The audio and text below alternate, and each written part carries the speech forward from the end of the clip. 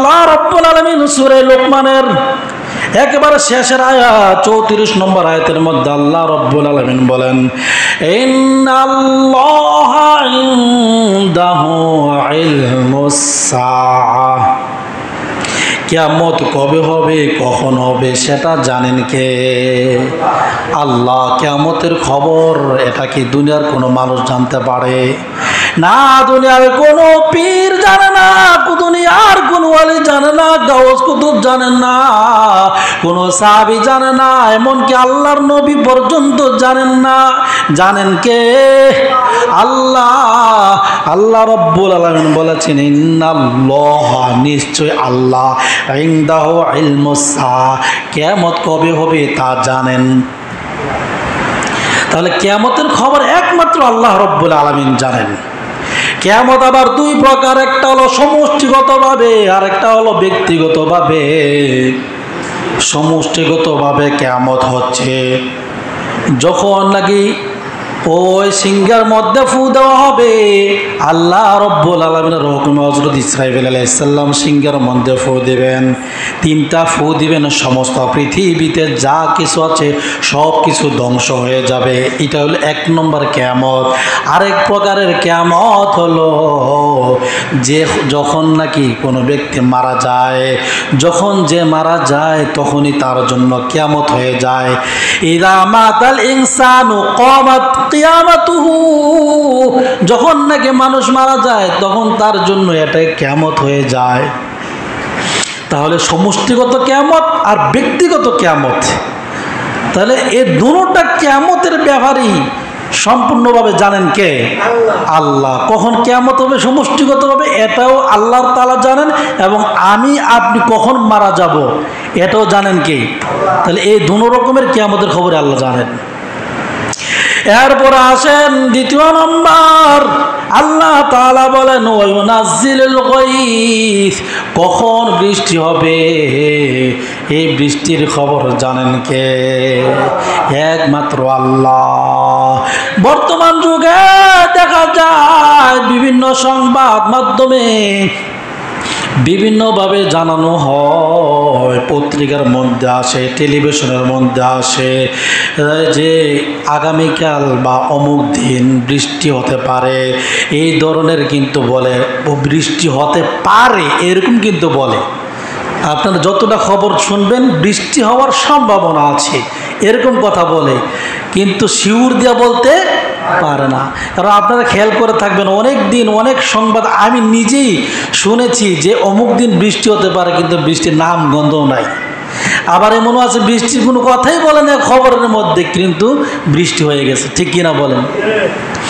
আরে ভাই, এমন দেখবেন এমন হয় আকাশের মধ্যে মেঘাচ্ছন্ন হয়ে গেছে, আকাশ গোলা হয়ে গেছে, আরে মনে হইতেছে এমন ভাবে বৃষ্টি হবে যেন একেবারে সমস্ত পৃথিবী একেবারে ঠান্ডা করে দিবে। আকাশ গোলাকাট হয়ে গেল, গোলাট হয়ে গেল, অন্ধকার হয়ে গেল, কিন্তু আবার একটু পরেই দেখা যায় সব দূর হয়ে গেছে, মেঘাচ্ছন্ন দূর হয়ে গেছে, কোনো বৃষ্টি হয় নাই। আবার দেখা যায় হায় রে রৌদ্র দেখা যায়, রুদ্র রুদ্র, কোনো বৃষ্টির আলামত নাই।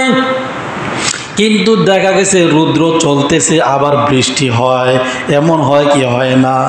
আমাদের দেশে কয় রে রুদ্রের মধ্যে বৃষ্টি হয় মানে শিয়ালের বিয়া হইছে, কয়নি? শিয়ালের বলে বিয়া হইছে।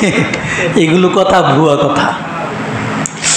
আমার মেয়েরা খেয়াল করে দেখেন, ওই যে বৃষ্টির খবর, কখন বৃষ্টি হবে, কোন সময় বৃষ্টি হবে, কোথায় বৃষ্টি হবে কেউ বলতে পারে না।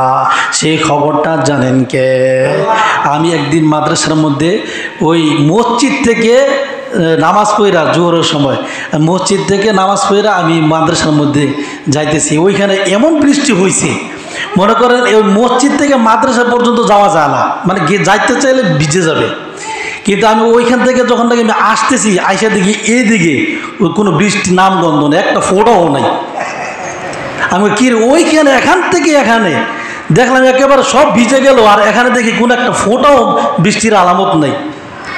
তাহলে বৃষ্টি কোথায় কি হবে কখন হবে সে খবর জানেন কে? আল্লাহ। আজকে যে বিষয়টি আলোচনা করার ইচ্ছা করেছি সেটি হচ্ছে আল্লাহ রব্বুল আলামিন এমন 5টি বিষয় জানেন যা পৃথিবীর কোনো মানুষকে অর্থাৎ ওলি গাউস কুতুব পীর মাশায়েখ সাহাবা কোনো নবীকেও জানান নাই। এগুলো আল্লাহ তাআলার হাতে রেখেছেন। তো এই 5টা বিষয় আল্লাহ তাআলা পবিত্র কোরআনুল কারীমের মধ্যে একটা একটা করে বর্ণনা করেছেন।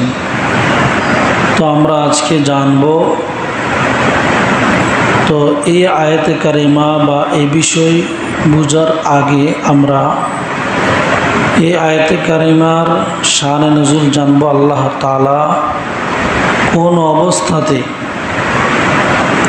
এই আয়াতে কারিমাটা নাজিল করেছেন।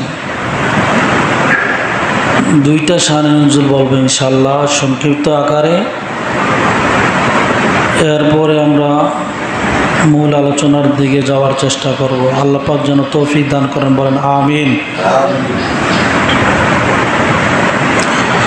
তাফসীর ইবনে কাসিরের মধ্যে উল্লেখ করা হয়েছে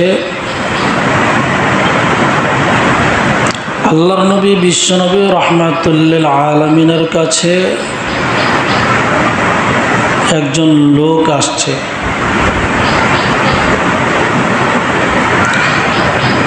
ওই লোকটা হচ্ছে একজন সাধারণ মানুষ। আয়েশা আল্লাহর নবী সাল্লাল্লাহু আলাইহি সাল্লামের কাছে বলতেছে, হুজুর আমি কি আসতে পারি? মানে একেবারে কাছাকাছি আয়েশা বলতেছে। তখন আল্লাহর নবী সাল্লাল্লাহু আলাইহি সাল্লাম এক সাহাবীকে বললেন, দেখো এই লোকটা তো আসলে কিভাবে অনুমতি নিতে হয় সেই অনুমতির সিস্টেমটা বুঝে না, তাকে বুঝিয়ে দাও। ওই সাহাবী এই লোকটাকে বললেন, আরে ভাই আপনি যে আল্লাহর নবী সাল্লাল্লাহু আলাইহি সাল্লামের নিকটবর্তী হওয়ার আগে অনুমতি চাইলেন, আমি কি হুজুর আসতে পারি? আরে শুনে রাখো, এইভাবে কিন্তু অনুমতি নেওয়া নিয়ম নাই ইসলামে। ইসলামের মধ্যে কোনো জায়গায় প্রবেশ করতে চাইলে প্রথমে সালাম দিতে হয়। যেহেতু এই ব্যাপারে আল্লাহ রব্বুল আলামিন সূরা নূরের এক আয়াতের মধ্যে বলেছেন, ইয়া আইয়ুহাল্লাযীনা আমানু লা তাদখুলু বুয়ুতান গায়রা বুয়ুতিকুম হাত্তা তাস্তানিসু ওয়া তুসাল্লিমু আলা আহলিহা। হে ঈমানদাররা, তোমরা যতক্ষণ পর্যন্ত সালাম না দিবে ততক্ষণ পর্যন্ত ঘরে প্রবেশ করবে না। তো সালাম দিলেই সালামের জবাব যদি আসে তাহলে বুঝতে হবে আমার অনুমতি দেওয়া হয়েছে। তো ওই লোকটা যে সালাম দেয় না, বলেছে হুজুর আমি কি আসতে পারি? আমাদের দেশে এখনো দেখা যায় অনেক স্কুলের মধ্যে এমন আছে ছোট ছোট ছেলেরা, তারা আয়েশা স্যারের কাছে বলে, স্যার আমি কি আসতে পারি? তো স্যার যদি মুসলমান হয়ে থাকে তাহলে তার উচিত ছিল তাকে বলে দেওয়া যে তুমি আসতে পারি এই কথাটা বললো না, তুমি বলবা আসসালামু আলাইকুম। যদি সালামের উত্তরটা পাও তাহলে তুমি প্রবেশ করবা, আর যদি সালামের উত্তর না পাও তাহলে তুমি চলে যাইবা। আমার ভাইয়েরা, ওই ব্যক্তি যখন নাকি আল্লাহর নবী বিশ্ব নবী রাহমাতুল্লিল আলামিনের কাছে আসলেন, আয়েশা আল্লাহর নবী বিশ্ব নবী রাহমাতুল্লিল আলামিনকে বলতেছেন, আল্লাহর নবী গো আপনি যে আমাদের মাঝে আগমন করেছেন, আপনি আমাদের জন্য কি নিয়ে আসছেন? আল্লাহর নবী বিশ্ব নবী রাহমাতুল লিল আলামিন ডাক দিয়ে বললেন, শোনো, তুমি আল্লাহ রব্বুল আলামিনের ইবাদত করবা, তার সাথে কাউকে শরীক করবা না, মূর্তি পূজা করবা না। এরপরে শুনে রাখো, 5 ওয়াক্ত নামাজ পড়বা, বছরে একবার তুমি রমজান মাস আসলে রোজা রাখবা। এইভাবে আল্লাহর নবী বিশ্ব নবী রাহমাতুল লিল আলামিন তাকে বললেন, জানাই দিলেন। এরপরে ওই লোকটা আবার প্রশ্ন করতেছে, আল্লাহর নবী গো, আপনার কাছে জানতে চাই, আপনার কি এমন কোনো বিষয় আছে যে বিষয়গুলো আপনার জানা নাই? তখন আল্লাহর নবী বিশ্ব নবী রাহমাতুল লিল আলামিন বললেন, হ্যাঁ, শুনে রাখো রে, এমন 5টা বিষয় আছে যে 5টা বিষয় আমি আল্লাহর নবী পর্যন্ত জানি না। পৃথিবীর কোনো ব্যক্তিকে আল্লাহ রব্বুল আলামিন জানান নাই। এগুলো সবগুলো জানেন একমাত্র কে? আল্লাহ। এই 5টা বিষয় একমাত্র আল্লাহ রব্বুল আলামিন জানান। এই কথা বলে আল্লাহ নবী সাল্লাল্লাহু আলাইহি সাল্লাম এই আয়াতে কারিমা থেকে তেলাওয়াত করা শুরু করলেন। ইন্নাল্লাহা ইনদাহু ইলমুস সাআহ ওয়া ইউনাজ্জিলুল গায়থ ওয়া ইয়ালামু মা ফিল আরহাম আমা তাদরি নাফসুম মাযা তাকসিবু গাদা আমা তাদরি নাফসুম বিআই আরদিন তামুত ইন্নাল্লাহা আলিমুন খবীর। এখানে 5টা বিষয়ের কথা আল্লাহ তাআলা উল্লেখ করে দিয়েছেন। আমরা ব্যাখ্যা একটু পরে যাচ্ছি। এরপর আরেকটা শানে নজুল আমার ভাইয়েরা তাফসিরে নূরুল কুরআনের মধ্যে উল্লেখ করা হয়েছে। আরেকজন লোক আসছে, আয়েশা আল্লাহর নবী বিশ্ব নবী রাহমাতুল লিল আলামিনকে বলতেছে, হুজুর গো, আমি আপনার কাছে জানতে চাই যে কিয়ামত কবে হবে, কখন হবে, এই বিষয়টা আমাকে জানান। এরপরে 2 নম্বর প্রশ্ন করলেন, আল্লাহর নবী গো, আমরা অনাবৃষ্টিতে ভুগতেছি, বৃষ্টি হচ্ছে না অনেকদিন যাবৎ, জমিন শুকায় গেছে, পশু পাখি পর্যন্ত কষ্ট পাইতেছে। হুজুর গো, বৃষ্টি কখন হবে সেটা বলেন। এরপরে 3 নম্বর প্রশ্ন করলেন, হুজুর গো, আমি জানতে চাই, ওই যে মায়ের পেটের রেহেমে যখন নাকি সন্তান থাকে, সন্তানটা পুরুষ নাকি মহিলা হয়, সেটা আপনি বলে দেন, সেটা জানতে চাই। এরপরে আল্লাহর নবীকে আরেকটা প্রশ্ন করলেন, হুজুর গো, আমি আগামীকাল কি কামাই করব সেটা আমি তো জানতে পারি না, আমাকে জানায় দেন। কিন্তু আজকে যে কামাই করেছি, যা কিছু অর্জন করেছি, সেটার বিষয় আমি জানি, কিন্তু আগামীকাল কি করব সেই বিষয়টা জানলে আমাকে জানান। হুজুর গো, আমরা যখন নাকি জন্মগ্রহণ করেছি, জন্মগ্রহণের খবরটা আমরা জানতে পারি। আচ্ছা হুজুর, আমার মৃত্যুটা কখন হবে এটা তো জানতে পারি না। আল্লাহ নবী সাল্লাল্লাহু আলাইহি ওয়াসাল্লামকে যখন নাকি 5টা প্রশ্ন করেছে, তখনই আল্লাহ রব্বুল আলামিন এই আয়াতে কারিমা নাজিল করে দিয়েছেন। সূরা লুকমানের 34 নম্বর আয়াত। এরপরে আমরা আরেকটু বোঝার চেষ্টা করি।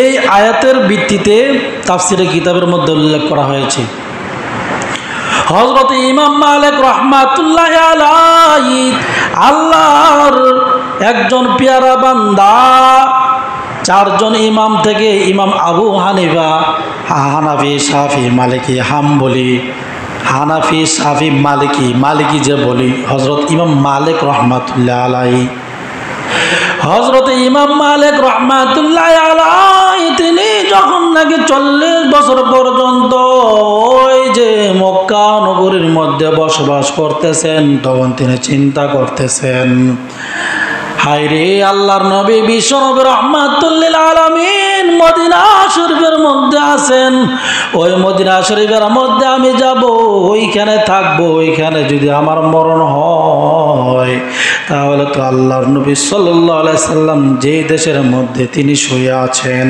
আমি তো সেই দেশে থাইকা মৃত্যুবরণ করলাম, সেটা আমি অনেক ধন্য মনে করব। সেই জন্য ইমাম মালিক রহমাতুল্লাহ আলাইহি মক্কা নগরী ছাইরা মদিনা শরীফের মধ্যে চলে গেলেন, ওইখানে তিনি বসবাস করতেছেন। কিন্তু যখন নাকি হজের মৌসুম আসছে তখন মানুষেরা হজ করার জন্য মক্কা নগরীর মধ্যে যায়, মানুষে ইহরামের কাপড় পরিধান কইরা ওই মক্কা নগরীর দিকে যায়, ওই যে তাদেরকে দেখতে পায় হযরতে ইমাম মালিক রহমাতুল্লাহ আলাইহি।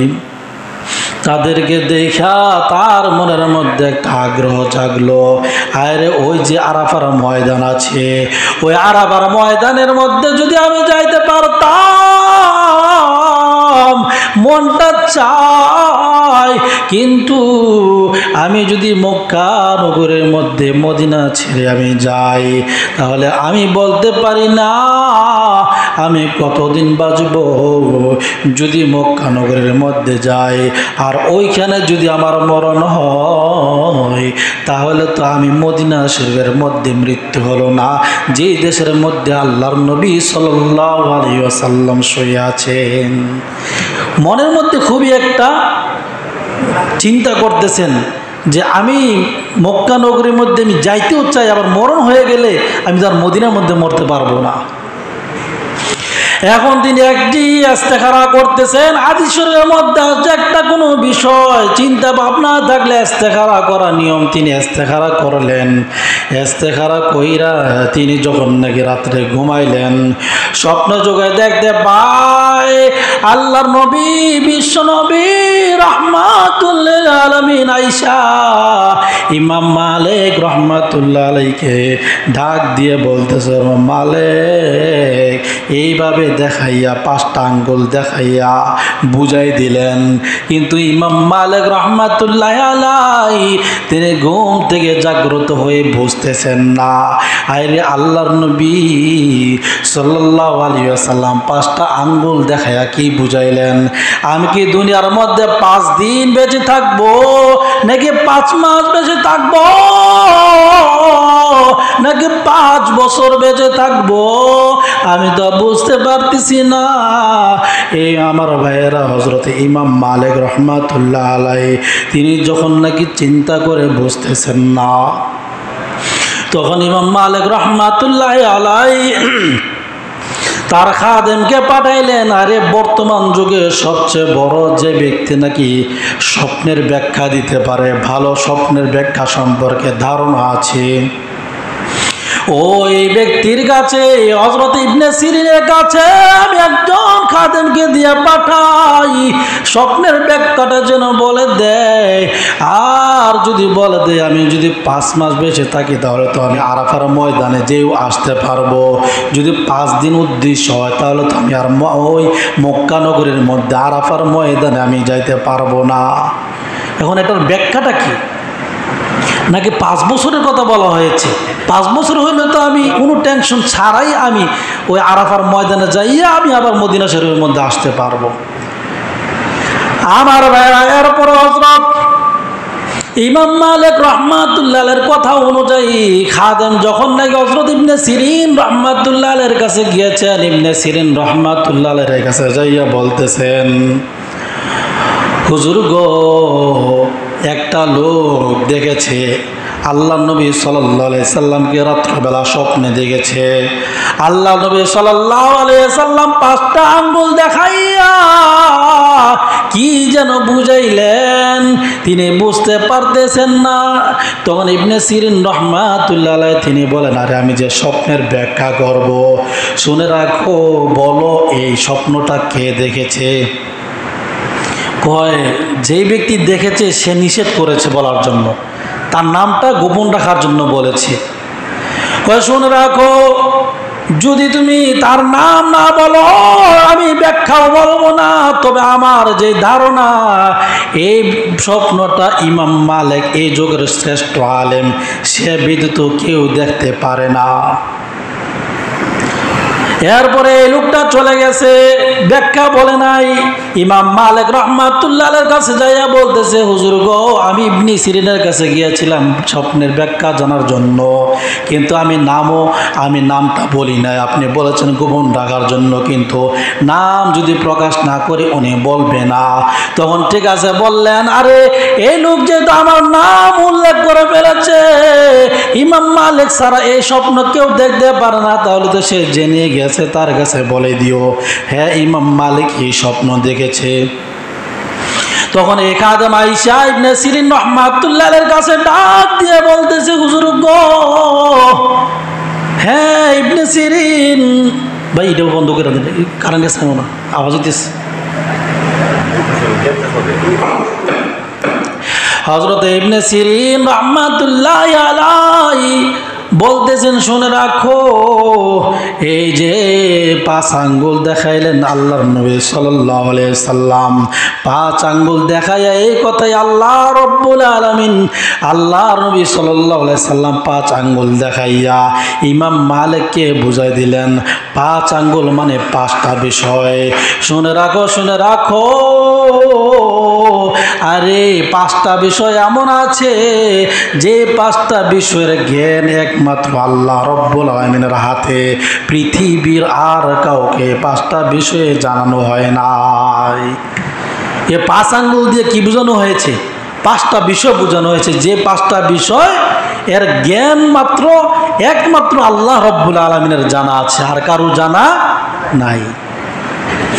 আমার ভাইরা, এখন আসেন 5টা বিষয় কি। আল্লাহ রব্বুল আলামিন সূরা লোকমানের একেবারে শেষের আয়াত 34 নম্বর আয়াতের মধ্যে আল্লাহ রব্বুল আলামিন বলেন, ইন্নাল্লাহা ইনদাহু ইলমুস সাআহ, কিয়ামত কবে হবে, কখন হবে সেটা জানেন কে? আল্লাহ। কিয়ামতের খবর এটা কি দুনিয়ার কোনো মানুষ জানতে পারে? না, দুনিয়ার কোনো পীর জানে না, দুনিয়ার কোনো ওয়ালি জানে না, গাউস কুতুব জানেন না, কোনো সাহাবী জানে না, এমনকি আল্লাহর নবী পর্যন্ত জানেন না। জানেন কে? আল্লাহ। আল্লাহ রব্বুল আলামিন বলেছেন, ইন্নাল্লাহা, নিশ্চয় আল্লাহ, ইনদাহু ইলমুস সাআহ, কিয়ামত কবে হবে তা জানেন। তাহলে কিয়ামতের খবর একমাত্র আল্লাহ রব্বুল আলামিন জানেন। কিয়ামত আবার 2 প্রকার, একটা হলো সমষ্টিগতভাবে আর একটা হলো ব্যক্তিগতভাবে।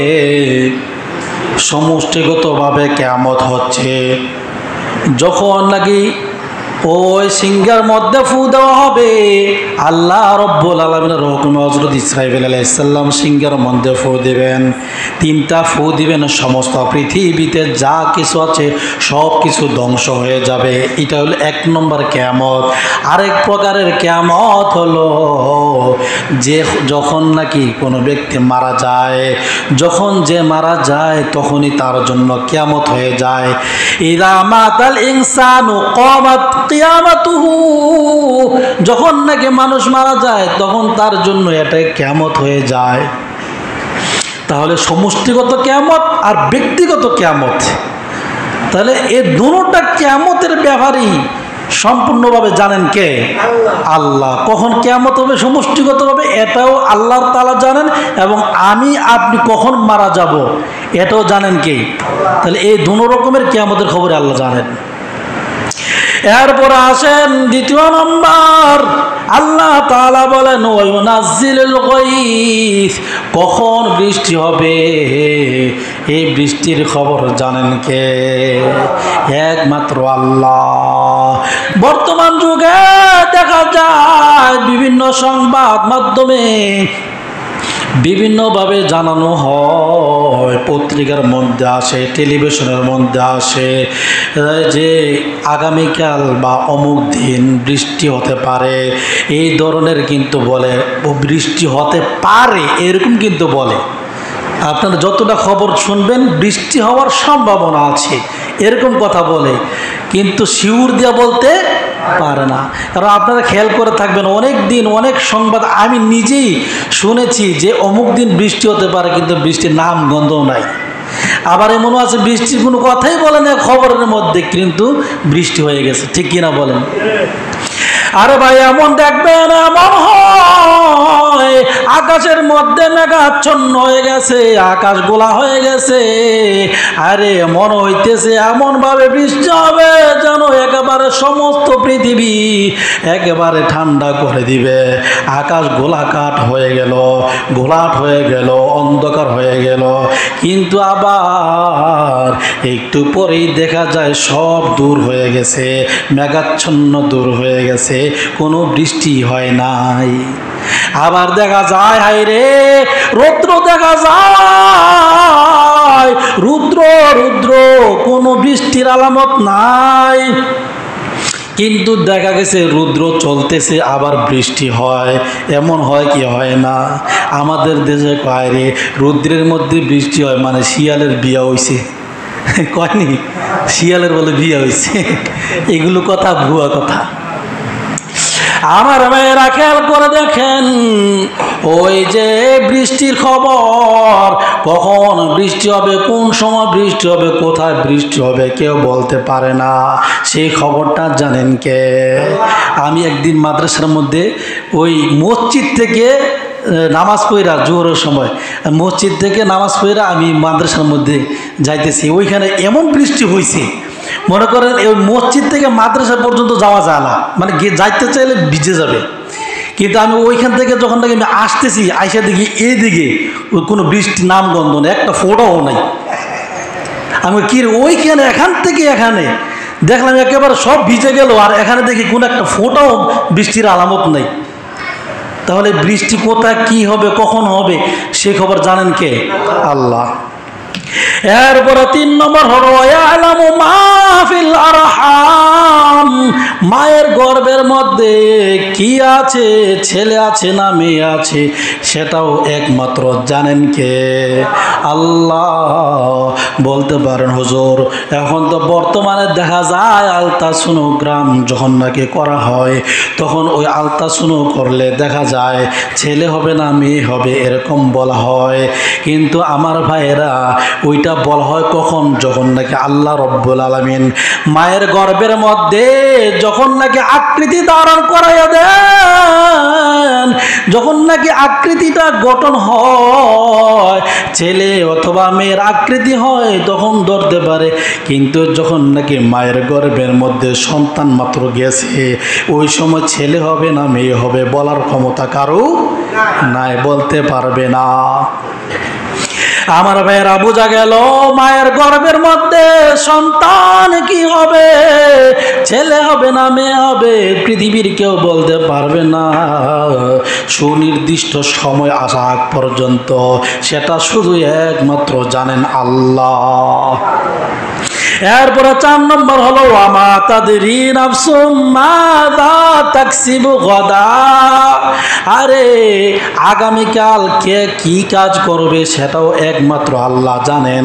আরে আজকে আমি কি কাজ করছি, আগামীকাল কি কাজ করব, কি খাবো না খাবো, এটা কি আমরা গ্যারান্টি দিয়ে বলতে পারি? বলতে পারি না।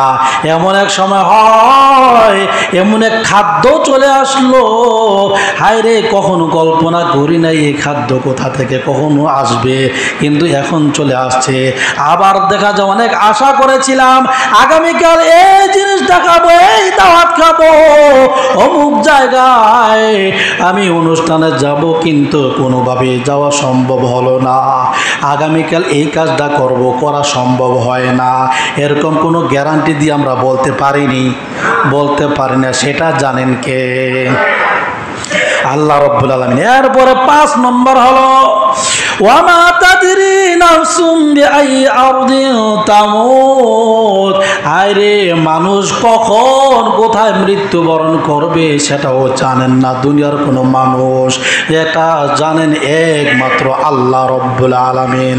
আমার ভাইয়েরা এমন হয়, যদি কোনো ব্যক্তি জানতো আমার সৌদি আরব গেলে মৃত্যু হবে, যদি জানতো আমি ইটালি গেলে, কুয়েত গেলে, আমেরিকা গেলে আমার মৃত্যু হবে, তাহলে কি কোনো ব্যক্তি যাইতো না। কিন্তু আমার ভাইয়েরা জানে না, সেই জন্য কিন্তু যায়। আবার যদি কোনো ব্যক্তি জানতো আমি এখানে থাকলে মারা যাব, বাইরে গেলে মারা যাব না, তাহলে এখানেও থাকতো না, সে এখান থেকে ছাইরা অন্য দেশে চলে যাইতো। ঠিক কিনা বলেন আমার ভাইয়েরা? হযরতে সুলাইমান আলাইহিস সালাম তিনি এক সময় বসে আছেন, কিছু মানুষ এখানে আছে। তখন দেখা গেল একটা লোক এরকমভাবে শুধু হুইস্তারণা করতেছে। তখন হযরতে সুলাইমান আলাইহিস সালামের কাছে ডাক দিয়ে বলতেছেন, হুজুর গো, আমাকে তাড়াতাড়ি এখান থেকে পাঠাই দেন, আমাকে হিন্দুস্তানে। কোথায়? তাফসীরে কিতাবের মধ্যে আসছে হিন্দুস্তান আমাকে পাঠাই দেন। আপনার তো বাতাস আছে, আপনার কথা অনুযায়ী বাতাস শুনে, তাহলে আপনি বললে তো বাতাস আমাকে নিয়ে ওইখানে ফেলাই দিবে। তখন ডাক দিয়ে বলতেছে, কেন এমন করতেছ? তুমি কেন বলতেছো তোমাকে হিন্দুস্তানে নেওয়ার জন্য?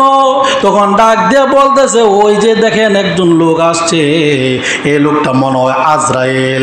জিজ্ঞাসা করেছে, সুলাইমান আলাইহিস সালাম তুমি কে? আমি মালাকুল মউত আজরাইল। তখন দেখা গেল এই লোক এখান থেকে যাওয়ার জন্য পাগল পারা হয়ে গেছে। কখন হিন্দুস্তানের মধ্যে যাবে, কারণ মালাকুল মউত থেকে বাঁচতে চায়। তখন দেখা গেল হযরত সুলাইমান আলাইহিস সালাম বাতাসকে হুকুম করলেন, বাতাস রে, এই লোকটাকে জলদি কইরা তুমি হিন্দুস্তানের মধ্যে পৌঁছিয়ে দাও। তখন হিন্দুস্তানের মধ্যে তাকে পৌঁছে দিয়েছে, সাথে সাথে ওইখানেই তার জান কবজ করা হয়েছে। হযরত সুলাইমান পয়গম্বর তিনি জিজ্ঞাসা করলেন, ও মালাকুল মউত, তুমি তো এখানে তার জান কবজ করলে পারতা, কিন্তু ওইখানে কেন করলা? তখন তিনি ডাক দিয়ে বলতেছেন, শুনেন, আমাকে আল্লাহ রাব্বুল আলামিন জান কবজ করার জন্য বলেছেন হিন্দুস্তানে, কিন্তু আমি আইসা দেখি সে হিন্দুস্তানে নাই, সে আছে এখানে। এই জন্য আমি তার দিকে বড় বড় চোখ কইরা তাকাইলাম, সে ওইখানে যায় না কেন? আমি এই জন্য বারবার তাকাইছি, তার মনের মধ্যে এমন আবেগ, এমন আগ্রহ তৈরি হয়ে গেছে, সাজাওয়ার জন্য পাগল হয়ে গেছে। এই জন্য আমি তাকে ওইখানে নেওয়ার কারণ তৈরি করে তাকে আমি ওইখান থেকে জান কবজ করে নিলাম। তাহলে যার যেখানে মৃত্যু সেখানে যাবে। তাহলে 5টা বিষয় একমাত্র আল্লাহ রাব্বুল আলামিন জানেন, দুনিয়ার কেউ জানেন না। পবিত্র কোরআনুল কারীমের সূরা লোকমানের 34 নম্বর আয়াত থেকে আমরা জানতে পারলাম।